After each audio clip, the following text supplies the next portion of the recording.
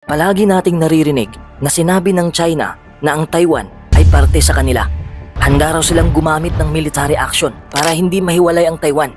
Pero sa kabila ng lakas ng China, isang tanong ang tatalakayin natin ngayon. Kung ganun sila kalakas, bakit hindi pa sila umaatake?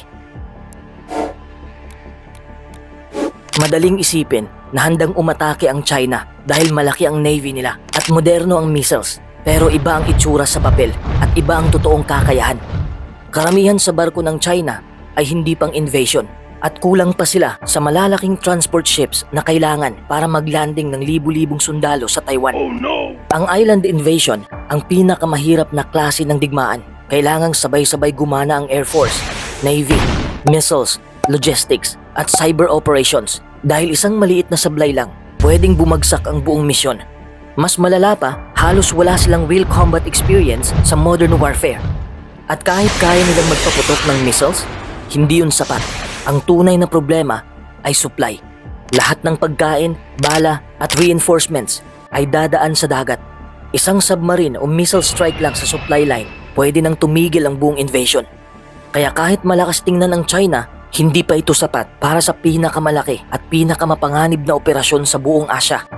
Maraming nag-aakala na madaling sakupin ang Taiwan dahil maliit lang itong bansa. Pero ang totoo, parang natural fortress ang buong isla. Matarik ang mga bundok, makikitid ang mga baybayin, at kakaunti lang ang pwedeng pagdaungan ng Chinese troops.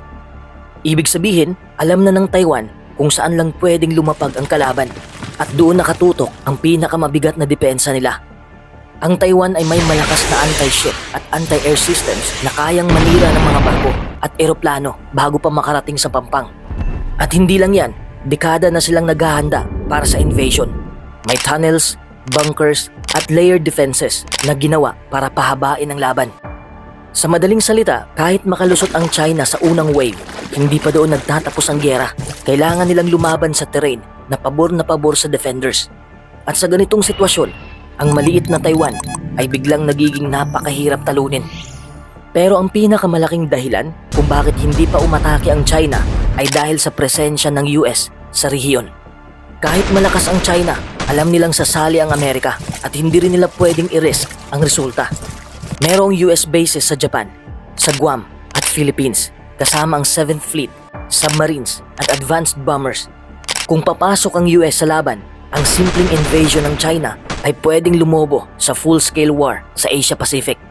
Bukod dito, nakadepende ang China sa global trade, langis at semiconductor imports.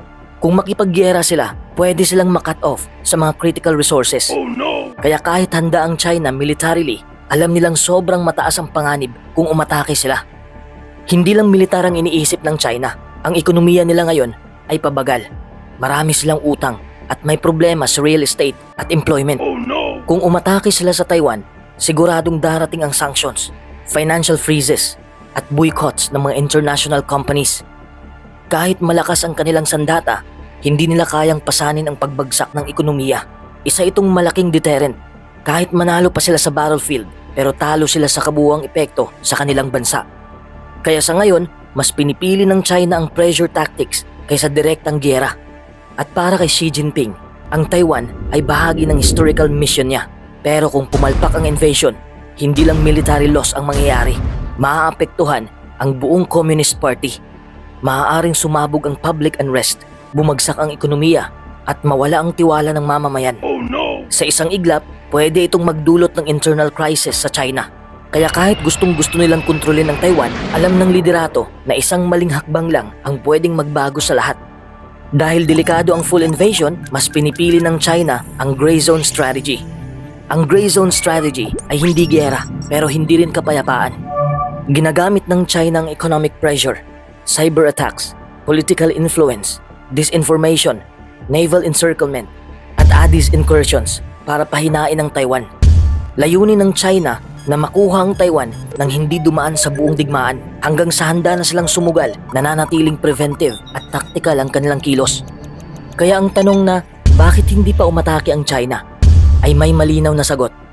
Mataas ang panganib at hindi pa sila sigurado sa tagumpay.